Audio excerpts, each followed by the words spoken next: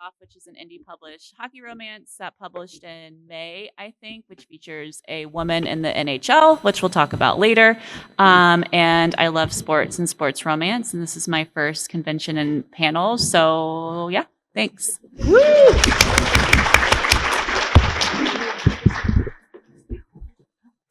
Hi, everyone. I'm Jo Brenner. I am an indie dark romance author who also writes what I like to call Spice on Ice. My first dark college hockey romance, Butterfly, came out in May.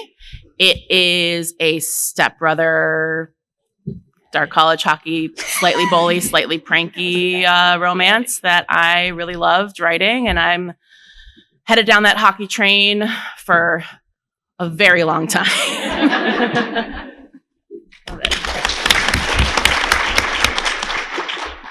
Awesome. To start out, I always have to ask the question I always ask when I'm interviewing a hockey romance author. What brought you into the genre? Were you a hockey fan growing up, or is this just something that you fell into enjoying the dynamics that you can really create with hockey romance? Sorry. Okay, cool. Okay. Hockey romance started for me actually like growing up. I wasn't a huge hockey like person. Sidebar, I am from the Bay Area, California. Go Sharks. We're not we're not the best, but we'll stay true to our blue. So that was like, that was really it for someone who grew up in California. Like, people who I know write hockey romance. They're like, yeah, I just remember like skating on the ice with my parents. And like, that's how my exposure to like hockey started. And I was like, in California, it's like the water. So it's a little bit of a different stage of the, of water. But I actually, in 2020, is when I started reading romance again, because I was unemployed and had nothing else to do. And that's where I found, Elle Kennedy. And that was kind of the foray that I had into, hockey romance. I remember I was like, sitting in my bed, we couldn't go anywhere. It was shelter in place because of COVID. And I read all 8 Briar U books in a week. So that was kind of the first foray that I had into hockey romance. And yeah, since then, because it's just become kind of so popular, I've kind of found that foray back into hockey. I do go to more hockey games. I kind of enjoy this, we'll talk about later, the action that it brings, the excitement. So yeah, that's kind of how I started. I found my way into hockey romance. So gotta thank Elle Kennedy for bringing that to me. Elle is a great gateway drug for, for a lot of kinds of books. So yeah. So I'm originally from Western Nebraska, and we have corn, football, and wrestling. So no hockey, when I was growing up, but then, you fall in love and your world changes. So I have been to more hockey games in the past, since I've been married than ever. It's really fun. I'm also a lazy writer. So, and even if they tell you there is no research in contemporary romance, they lie. I can tell you how to repair a pie case now. So for like a 1 paragraph scene, right? But having a husband who is a huge hockey person, being able to do and going to games changes it because it is such a fun, fast-paced sport that it is just really enjoyable to watch. And I think with the growth of team social media and behind the scenes stuff that you get now, I think that makes it a lot more personable, and it builds that you were a part of the team feeling to it. So even if you are not lucky enough to be a Devils fan, sorry, you too can enjoy the hockey. So I grew up in Florida, where similar to California, there's not a lot of anything related to hockey. We do have the Orlando Solar Bears, but yeah, it's Solar Bears. Yeah, they're cute. They're cute. They're really cute. They have purple jerseys. Anyway, I love that. So I grew up a basketball fan, and then kind of like Brittany, during like COVID, I started reading romance and like The Deal, and then Icebreaker, and so on and so forth. And I think, you see the draw to hockey, which we'll talk about in a little bit, but, it's fun to write because it is fast paced and there's just so much that you can do with it with like the fighting, because you can't fight in a basketball game. You're going to get ejected and, that sort of thing. But hockey, and I remember like when I first started thinking I was going to write one, I was, trying to do research and I'm like, they just let them fight? Like what? How does that work? And my boyfriend's like, it just does. And I'm like, okay, cool. So it has taken a lot of learning and wanting to make it authentic, but also kind of like stretching the fiction a little bit. But I feel like just because everyone's devouring them, I'm like, I want to write one and I want it because I'm devouring them. And I don't know, it's just been so fun because the community of hockey romance is so big. And I think that we all like it for different reasons. So it's been really fun to kind of join that community. And I just like the fighting too. Relatable. Yeah, totally relatable. As a dark romance author, I also really love the fighting. But my introduction to hockey actually started out much sweeter. I'm going to date myself, but my favorite movie growing up and probably of all time is The Mighty Ducks. I've seen that movie so many times that when I write the actual like hockey scenes, and in my most recent book, I was writing like a pep talk scene in the locker room, and in my head I was going quack, quack. So my two favorite sports growing up were basketball and hockey. For a lot of this is fast paced. It's such a beautiful sport to watch.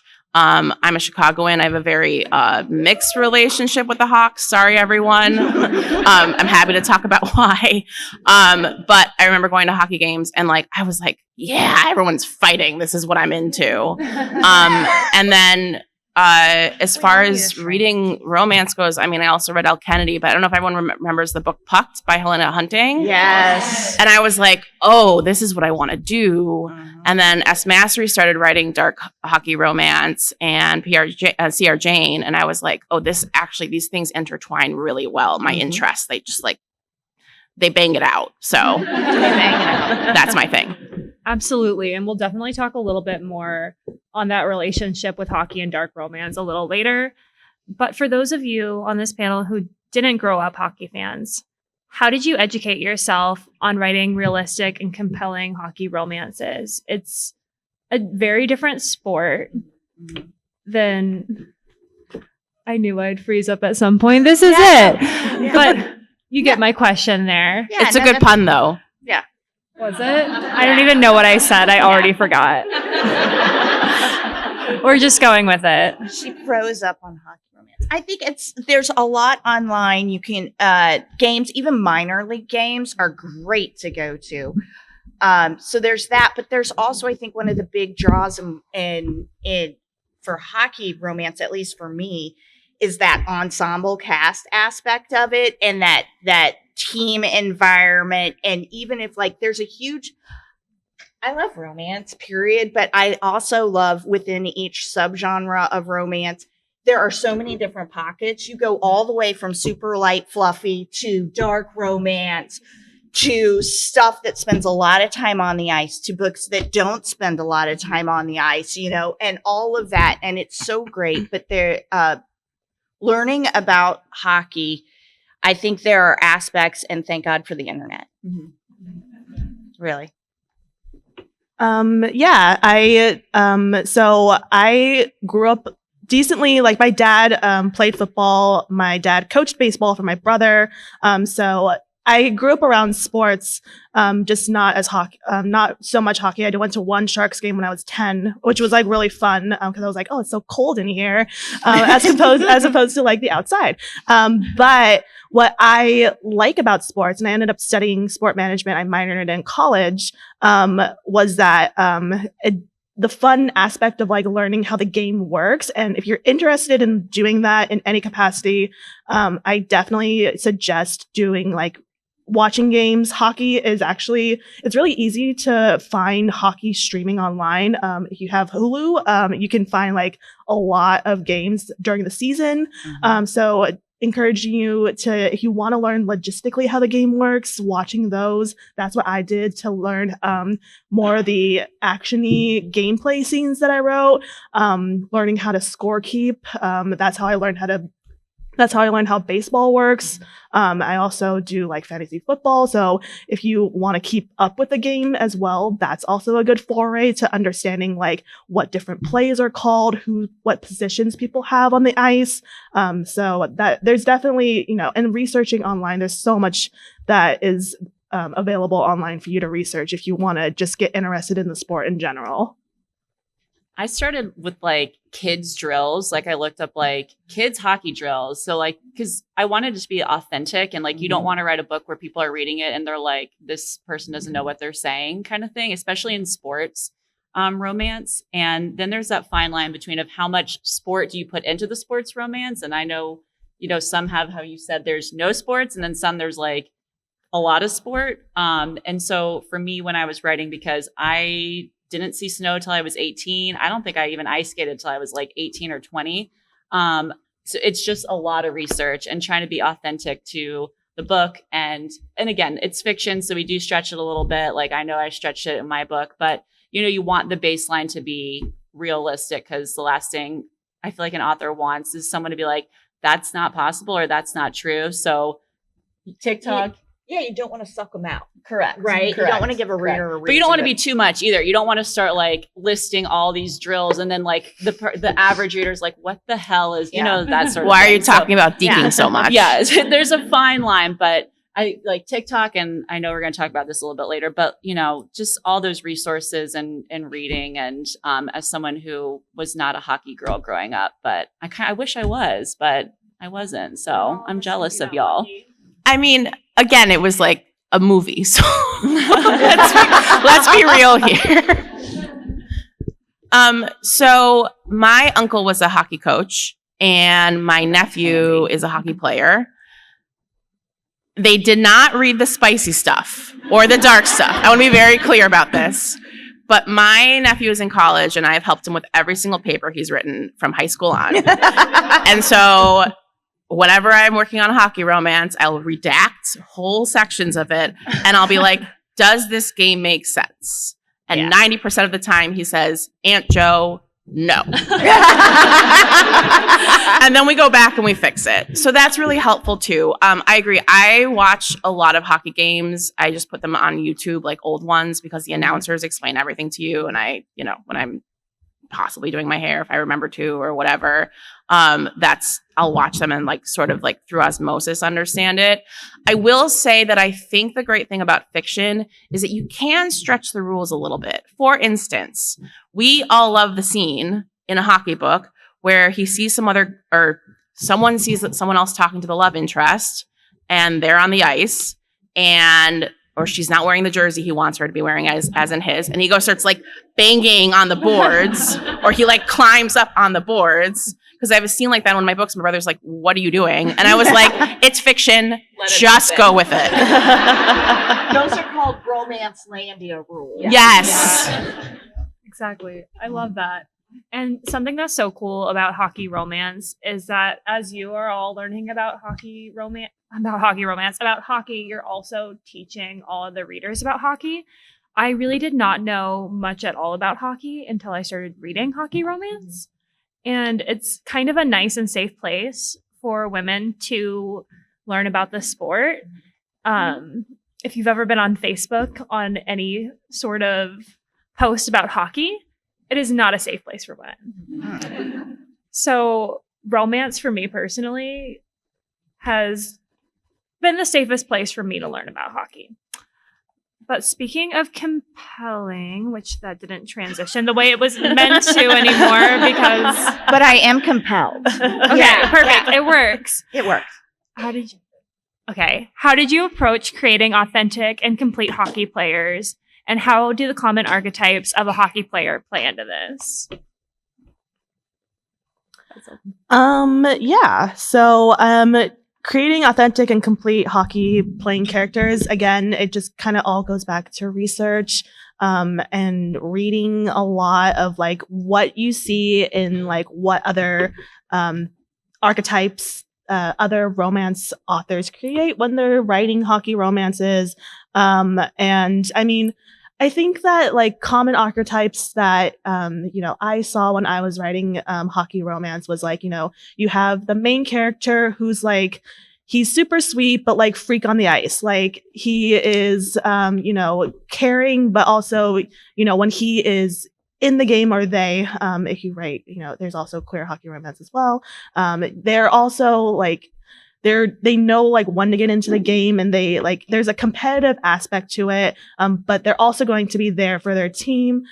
So yeah, I think just seeing what else is out there and realizing like romance at the end of the day, like you're rooting for the couple, you root for them to have that happily ever after. There are going to be probably bumps in the road, but you keep yourself like, hopefully the book that you're reading keeps yourself invested, and you kind of like see like where is it going to take you. So I think that's stuff that I kept in mind when I was kind of crafting this like hockey romance book when I was writing. Yeah.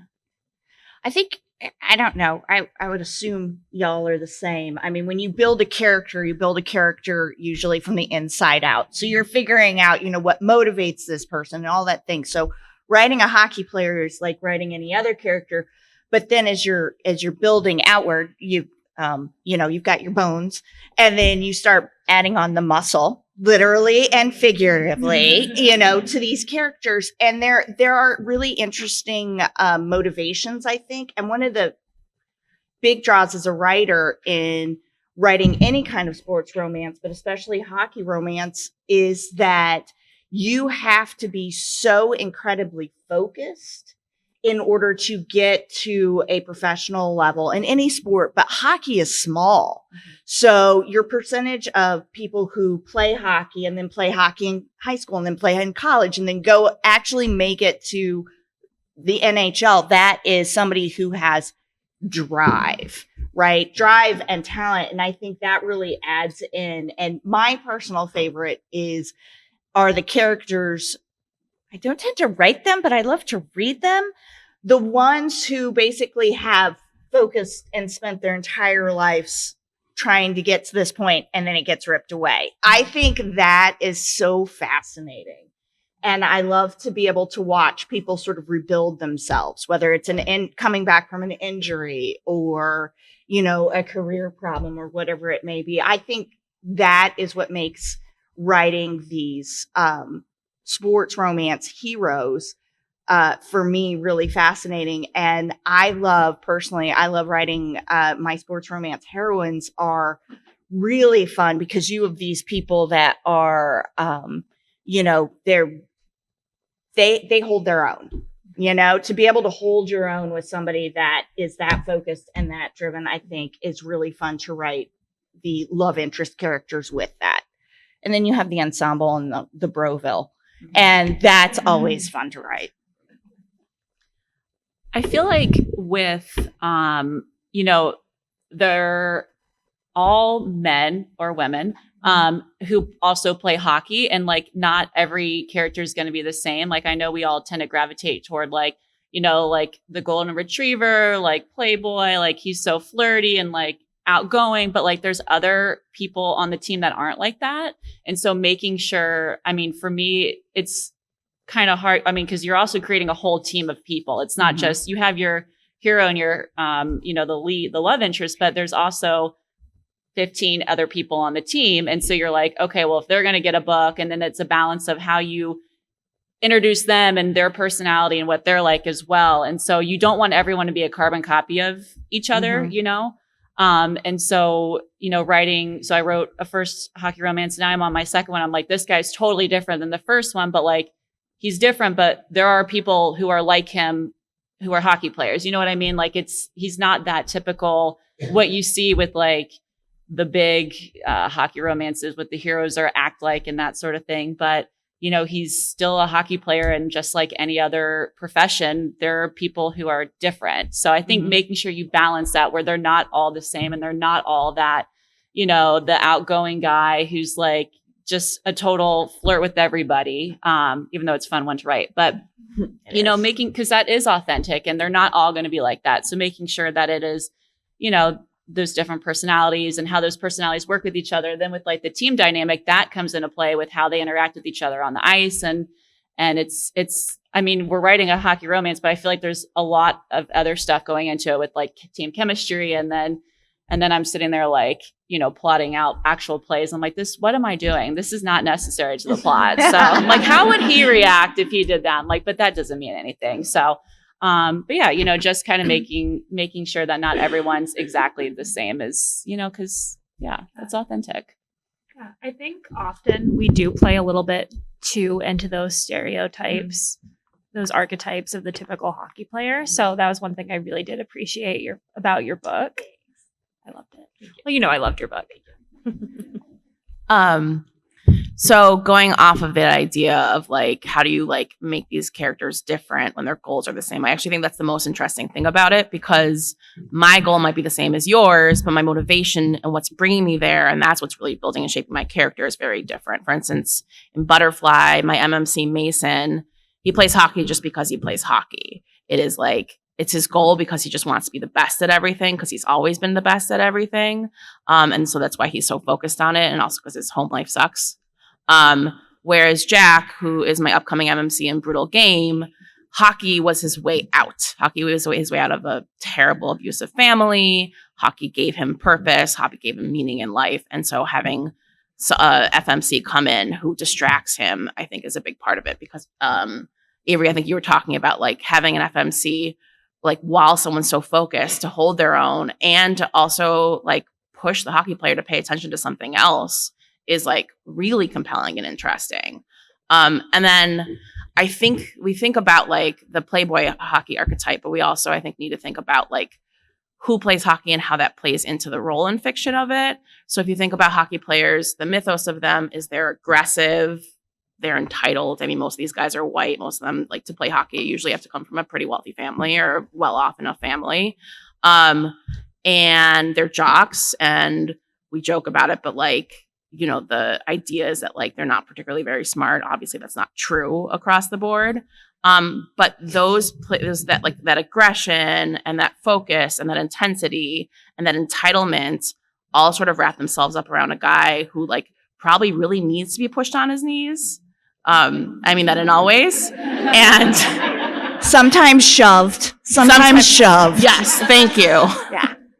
And I think that really helps create like a really interesting romance with great tension and conflict in it. Yeah. Absolutely.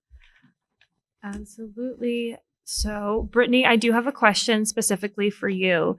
With your debut hockey romance, Match Game, featuring an Asian male lead, can you tell us a little bit about your experience writing a person of color in a subgenre that aggressively lacks diversity? Yes, I'd be happy to. So when I started thinking about writing just in general, that I was thinking I wanted to self-publish, and I came out with my first book, Waking Up in Vegas, which is not sports romance, but if you like Ocean's 11, you might like that. Plug for my other book. I released that January of this year. And, but as a romance reader for 4+ years, it is like, you do have to call in the lack of diversity in romance and publishing in general, and that's why it's great that, for indie publishers and especially those from marginalized communities, to come out with these books. And we definitely should bring awareness that these books are out there. And why I wanted to write, I was inspired, Helen Huang is a humongous person that has just influenced me so much, writing Asian characters as an Asian author and as someone who is Asian herself. And I appreciate Sarah for coming to me and wanting to ask this question for me, because Sarah and I did an Instagram Live where I also brought this up too when I released my book in June. But I just wanted to write the characters that share the same identity as me, as a person of color. And yeah, I did, when I was doing promotion for Match Game, I did look at, other Asian hockey players in the NHL, of which I found maybe less than 20 in like the entirety of the NHL existing. And that goes for a lot of other marginalized groups as well. There's not, it is lacking in diversity. And that's just what I wanted to promote, what I wanted to have just to bring awareness to. And I do, if you are interested in looking at other hockey romances from those of marginalized identities, I do encourage you at talk_about_swoon on Instagram. Amanda, she is an amazing champion for diversity in romance. She actually put out a post, I think earlier this year, about January this year, about a list of books, hockey romances by marginalized authors. So I do encourage everyone to, read those those hockey romances by marginalized authors to bring awareness to, because my hope in life and my hope for publishing in general is to see more of these books written by authors of color that feature players of color and people of color characters. So yeah, I really just wanted to, originally going in, my whole author brand was author of Asian infused romance, because that's what I am. So that's kind of why I wanted to write a hockey romance, or sports romances in general that feature these characters. And yeah, I think it's really just opened my eyes to just other authors who have done the same thing, and I do appreciate that. And I do encourage everyone to check those out as well. Absolutely. I think what you wrote was beautiful and so important. And I loved it, obviously. But with the rise of hockey romance, there has been a great increase in the well-needed diversity in the subgenre. So that's great. But there's still such a long ways to go with that. Mm-hmm. And even gender diversity, which is kind of getting into Chelsea's subject here. I'm not very good at following this. Chelsea's debut hockey romance novel, Face Off, tells a unique story through its male and female hockey playing leads. We so often see the broody, masculine hockey player. What was it like writing a character that is none of what you see in the typical hockey romance lead? Oh yeah, I can give that back to you. So my hockey romance Face Off, she is a hockey player too. And let me preface this by saying in the book, I write in the author's note, I'm well aware that there's no women in the NHL. This is fiction. I am stretching the truth a little bit. And when I came up with this idea, it was before the PWHL, came into existence. So I am well aware. I wanted to cover that right away because I know people are going to be like, women don't play in the NHL. One did in an exhibition game, but that's neither here nor there. Yeah. So actually incorrect. And I had a TikTok go viral a couple weeks ago and all these men were like, this is fiction. And I was like, actually, so it was real fun. But, that's actually the I did. And I was really passive aggressive about it. What a perfect I was very passive aggressive, but nice, very nice. I was like, well, actually, if you did some research anyway, because that never happens. All the players. Then thank you. Okay. Yeah. So when I came up with this idea, I wrote another series, which is a football series, and the best friend of one of the main characters is a hockey player. And I knew he was going to get a book. And he is like the playboy. He's a flirt. He's outgoing. He's just like, everyone loves me sort of guy. And so when I was thinking of his book, I'm like, well, I need someone who brings him down a notch. And in the friend's book, the guys actually say he needs someone who puts him in his place because he's just kind of, that kind of guy. So I'm like, I need a woman who will not fall for that, who's like not interested in that, doesn't think he's like better because he's, the NHL captain, that sort of thing. And I was like, well, what could she do? Like, she's going to be on the team in some capacity. Is she going to be in like social media? Is she going to be a trainer? And I'm like, no, she's going to be a hockey player. And I'm gonna be like, she's going to be his teammate because why not? So exactly. And so their first interaction is her standing outside the arena. And he walks up and he says something along the lines of, if you're waiting for me, cause he's a playboy, if you're waiting for me, we can go back to my place after. Cause she has a gender neutral name, Emerson. So he was told that there's an Emerson coming and thought it was a guy because that's what he assumed. And so this girl's standing out there and he's all like, oh, well, we can go back to my place. And she's like, the only thing I want to do with you, pretty boy, is kick your ass on the ice. And he's like, who the hell is this girl? So they end up being teammates. And through writing her, she's a very rough around the edges kind of girl because she's had to be. I'm a female athlete who doesn't do that sport anymore, but who was a female athlete who's loved sports my entire life. And on any ESPN post, anything sports related, the comments, get back to the kitchen, women don't belong here, name the team if you're such a big fan, stuff I've heard from myself. So this woman who knows she's in a male dominated field, who knows she's had to work hard her whole life, who knows and has been told that she's only where she is because of how she looks, because of that sort of thing. She's really rough around the edges because she's had to put up walls.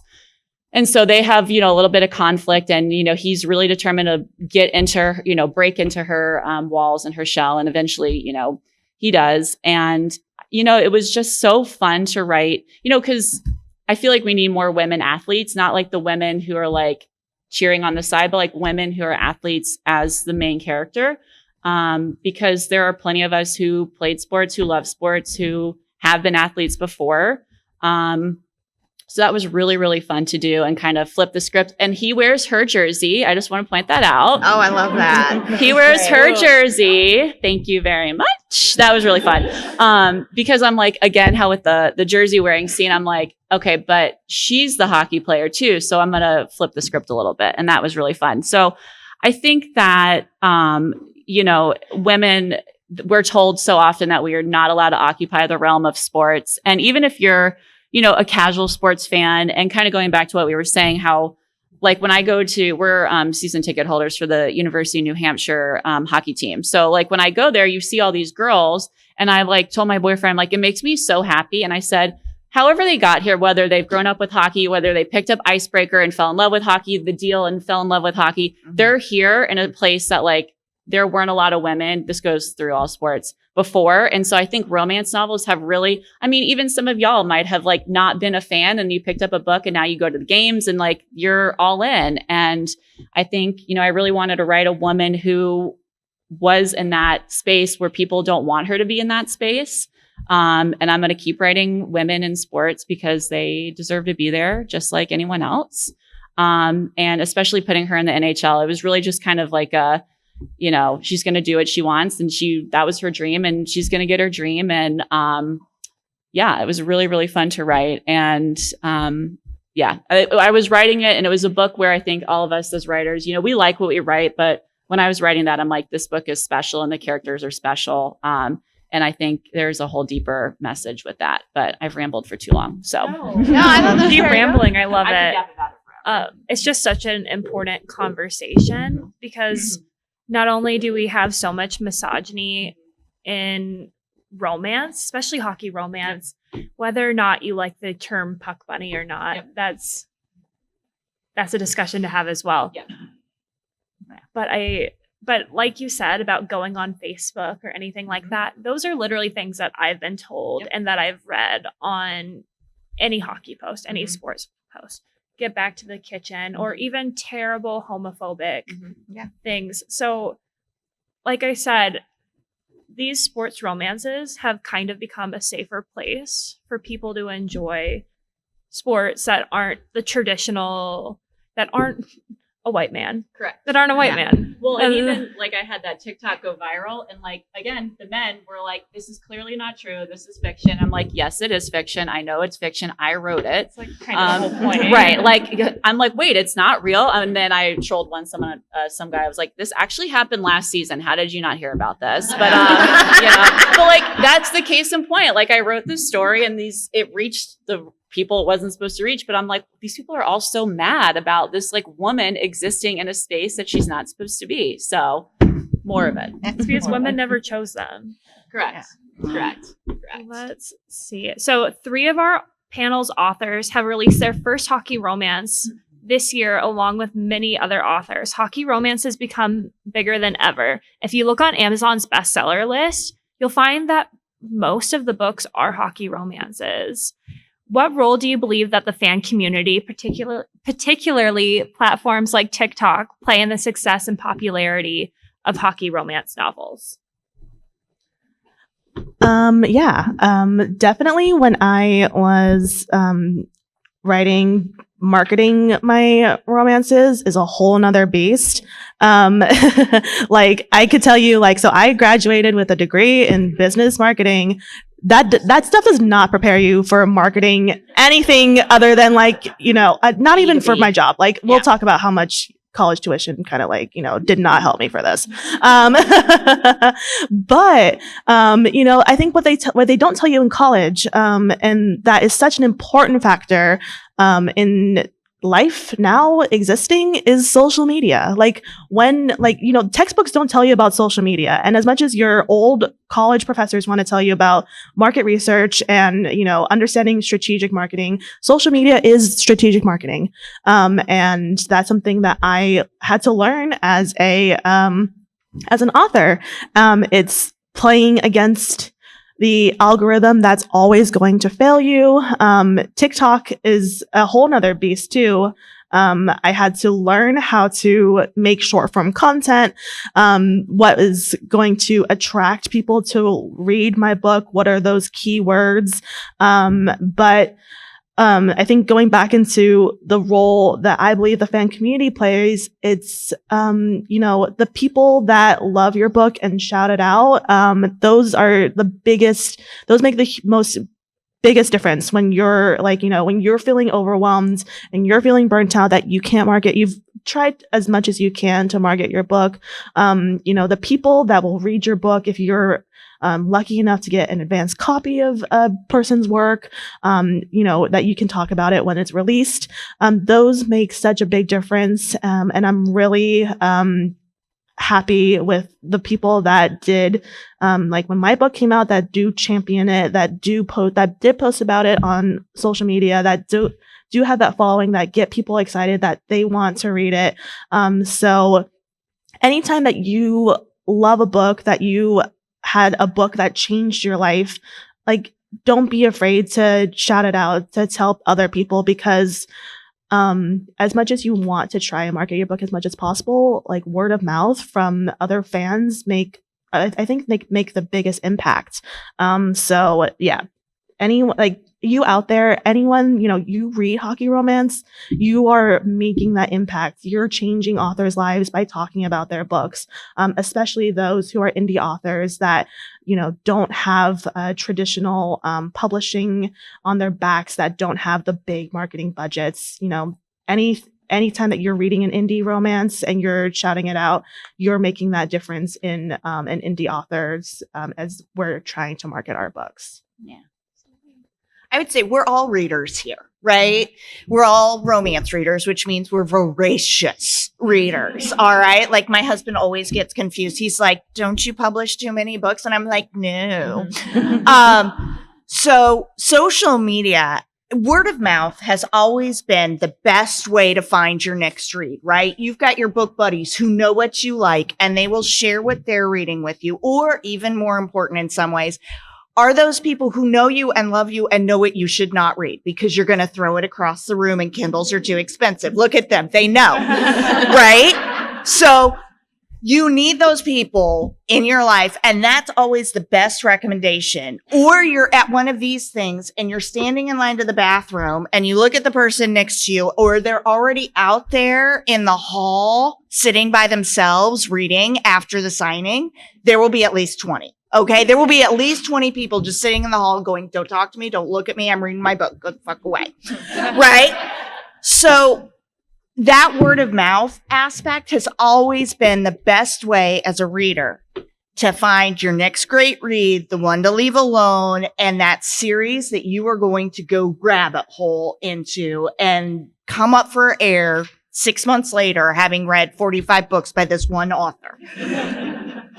And social media is just simply that word of mouth louder, right? So we do end up following people who maybe their taste is similar to our taste, or their taste is way away from our taste. And so we're like, I just want to see what they say about this book, but I am never picking it up.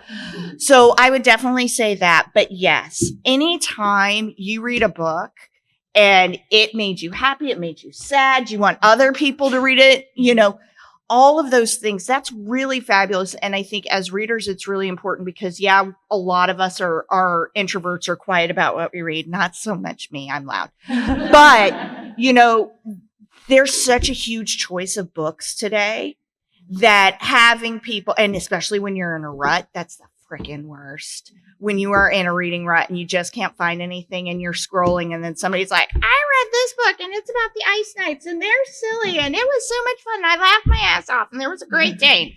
You're like, okay, I'll try that. And maybe that'll work. And it's, you know, I think social media is powerful in that it is that word of mouth made larger and it makes your little romance community feel bigger.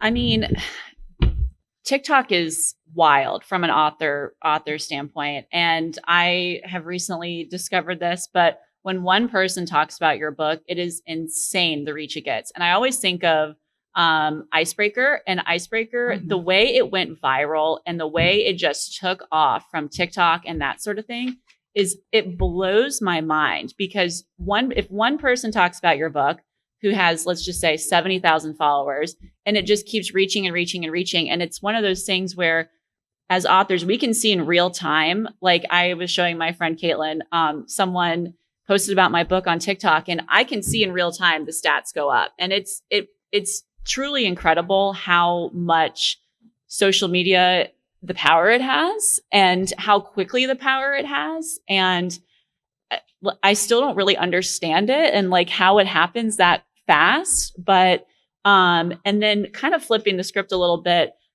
these like for hockey, you see these hockey teams on social media also playing into the book talk thing because they know what they're doing and what they're posting and who's going to see it.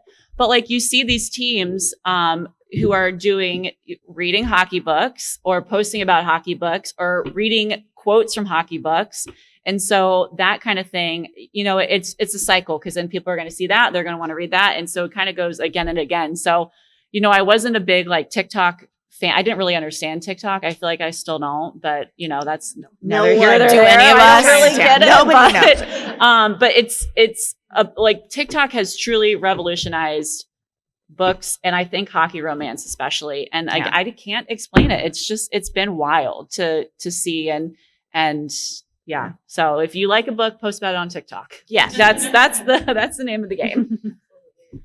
It's really hard to say what the tipping point was though for hockey romance on TikTok, right? Like, can anyone was it Icebreaker? I think it was Icebreaker. Yep. So something happened. Like TikTok's really interesting in this sense that like something like Twitter or Threads, which is newer anyway, or Facebook, is not a visual medium, but it's also not like, it doesn't feel live, right? A hockey game is live. Everyone's in the arena. They're cheering on. There is that community. There is that fan base. There is that liveness to it. And TikTok, literally people can go live and talk, like read their books. Like I popped onto someone's live the other day and they were reading Butterfly and I was like, oh, I should not be here. Exit. It's like, I gotta get out of here. But like, there's this liveness aspect to it. So it built this fandom and it built this community. So romance, as it becomes more of a fandom and as the hockey fandom expands, the two intersected together and it just blew up. Absolutely. It's like peanut butter and jelly. Yes. Book Talk and Bookstagram have just really changed the game for marketing for authors and just having people out there supporting your work. Yeah. But with that said, Avery, having written hockey romances for many years now, I am 180. I was like, I couldn't word that question right because I was like, well, I think your first one came out in 2017. Is that right? My first book came out in like 2011. So Hockey. I've written 40 some books Holy and a shit. lot of, I am literally 180. I am a vampire. So yeah, but a lot of hockey romance as well. But within that time for hockey romance, have you experienced the impact of the recent rise of social media's impact on hockey romance? Yes, I think there's definitely, you can see it from a sort of like before times to after times. Like there's definitely a break in it. But what's cool about it, I think it's really fascinating. I think it's really neat. It is that that coming together, it's like if you've never been to a book con and you've never been around a whole bunch of reader friends, like coming to a book con is like, holy crap, how was I missing this for my whole life? Because it's so cool. It's almost overwhelming how many people that are into the same thing that you are. And so social media really changed that as well for romance, period. But hockey romance, for sure, you see that. And you see it when, you know, like you were talking about the numbers. Okay, so my hockey books are traditional and for the most part. And I get the numbers much delayed, which sucks. But you do see that rabbit hole effect. And that's really fun because I'm used to the rabbit hole from a reader perspective. And then you meet the author and you're like, oh my God, hi. I love you. Or you hide from them. Yes. One of the two. I have hidden behind columns because I'm like, no, I'm close enough. But from an author perspective, you can see, and sometimes it's always a surprise when you're like, why did that book get a bump? And you have no idea. You're like, it's the second book in the series. It's not even, you know, I'm like, it's been out for 3 years. What's going on? And that is exactly what it is it comes across Book Talk or Bookstagram or something like that. And it just has that little pop of impact. Absolutely. It's amazing what Book Talk can do. Mhm. It really is. Beyond the phenomenon of hockey romance rising popularity with Book Talk and Bookstagram, we've also seen a huge influx of dark romance. Oh, here we go. And with that, you knew it was coming. We've also seen the rise of the dark hockey romance with authors you mentioned like C.R. Jane and S. Massery. S. Massery. How could I? Totally fine. I won't tell her. Don't worry. Please don't. Where was I in this question? Oh, there we go. Joe, when it comes to dark romances, how many of those dark hockey romance? What am I even saying? We're gonna start this over again. Joe, when it comes to dark hockey romances, how many are dark hockey? I don't know what I was on. I wrote this last night, but basically, She went to the mixer. She had cocktails. Playing, right? yeah, how the archetype of the hockey player plays into the dark romance genre so well. That's what I was trying to write. It was really late. Just ignore this. So we all understand the vibes of the question. Yeah. So there are two pieces to this. One is the character, and one is the story, right? Is so like a hockey character, like I was saying earlier, like in a lot of ways, and I write MF hockey, and also like, you know, Chelsea has done an amazing thing with that aside. Like most of the time we're talking about a male hockey player. He has this background where there's an entitlement. Again, there's that aggression. There's a meanness. I write hockey bullies. A lot of the dark hockey romances are bully romances. A lot of them are set in college. These are guys with like a lot of power and potentially in the fictional world, a lot of anger. How do those things play together? So that's the character side. The other thing I'm really interested in, and this is maybe a little heavier in a topic, are like the elephants in the room about hockey that we're not talking about in a lot of hockey romance, which is the whiteness of the sport, which is the homophobia of the sport and the misogyny of the sport, and is quite honestly the abuse that goes on between like coaches and players. And like this is true of sports in general, but it's come up a lot in hockey recently, especially in the NHL. And so for me, it's like, if I'm going to be taking on and writing about the sport that I love, I also have to talk about the things that aren't so great about it. And dark romance allows you to do that in a way that's a little harder to do in a rom-com. You still can. Obviously, like these great authors have been doing it, but it's a little bit easier to just like confrontationally be like, all right, no, I'm hitting this right on the head. So that I think is how it also plays into dark romance as well. But I think like when it just comes down to it, I think there's just like that aggression thing that like really fits in well with darkness. Like, and probably would say something about me when I was a child that I was like, yeah, hit him. And now I write romances where like, you know, there's a lot of touch her and die. So like you can see the pipeline there. So that's really how it worked out for me. Yeah, that's a really nice take on why you write dark romance the way you do. I really like that. I did have one last question, which I think we might skip because we're running out of time, but they did say we could have like 5 extra minutes here. So if anybody has any questions, we could do those quickly. And if you also want to talk more sports romance, tomorrow I will be hosting the sports romance meetup. So you guys should come and join that as well. We've got a question right here. I guess how do you think the new women's league is going to change the genre? Ooh, interesting. You want to repeat the question? Just Oh for yes, anybody who how the women's professional league will change the genre of hockey. I don't know. I don't know. We'll see how many people want to write a female hockey player. Hopefully people do. And I don't know, to be honest. Hopefully it's impacting well, because now we have a truly defined league for women, and there's not really an excuse not to write them. You know, we write about golf players, figure skaters. Why can't we write about women hockey players? So I hope we see more of it, to be honest. Yeah, that's the hope, but I don't know. I guess, yeah, I don't know. I could talk for a while about this. Yeah.